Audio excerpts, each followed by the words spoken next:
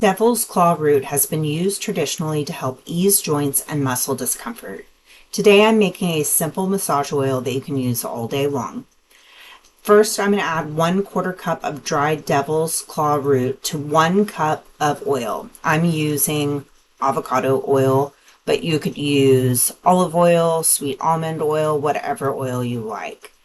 You're going to seal the jar and store it in a cool, dark place for at least 4 weeks, shaking occasionally.